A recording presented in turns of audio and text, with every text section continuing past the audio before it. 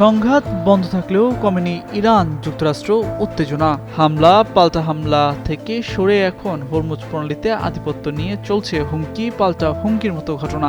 এই প্রণালীতে অব্যাহত রয়েছে মার্কিন নৌ অবরোধ। অন্যদিকে বিশ্বের গুরুত্বপূর্ণ এই জলপথ ব্যবহারের ক্ষেত্রে টোল দাবি করেছে তেহরান। শুক্রবার মার্কিন প্রশাসন এই বিশেষ সতর্কতা জারি করে। মার্কিন অর্থ মন্ত্রণালয়ের বৈদেশিক সম্পদ নিয়ন্ত্রণ বিষয়ক দপ্তর জানিয়েছে, এই অর্থ আদায়ের প্রক্রিয়াকে যদি দাতব্য অনুদান হিসেবেও দেখানো হয় তবুও রেহাই মিলবে না। বিশেষ করে ইরানি রেড ক্রিসেন্ট সোসাইটি, বনিয়াত মোস্তাজাফান বা ইরানি দূতাবাসের অ্যাকাউন্টে কোনো অর্থ জমা দেওয়া হলে তা সরাসরি নিষেধাজ্ঞার আওতায় পড়বে। লেস অয়েল অ্যাবজর্ব করে আপনার পরিবারকে রাখে হেলদি। ফুড গ্রেড ম্যাটেরিয়ালে তৈরি যমুনা কুকওয়্যার।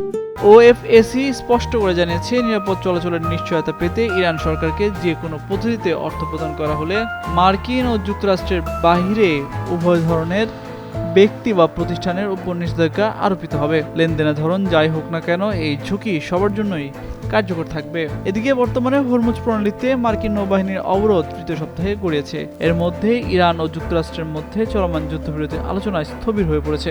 নিজ দেশের বন্দরগুলোর উপর এই অবরোধকে অসহনীয় বলে অভিহিত করেছেন ইরানি প্রেসিডেন্ট মাসুদ পেজেশকিয়ান।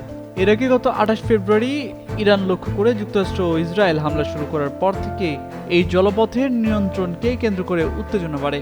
মূলত হরমুজ প্রণালী বন্ধ করে দেওয়ার সক্ষমতাকে ইরান একটি বড় কৌশলগত হাতিয়ার হিসেবে ব্যবহার করছে। এমনকি যুদ্ধবন্ধের বিভিন্ন প্রস্তাবে ইরান ইতিপূর্বে তাদের জলসীমা দিয়ে যাতায়াতকারী জাহাজের উপর ফি বা টোল আরোপের দাবি জানিয়ে আসছিল। তবে ওয়াশিংটন বরাবরই এই প্রস্তাব প্রত্যাখ্যান করে দিয়েছে।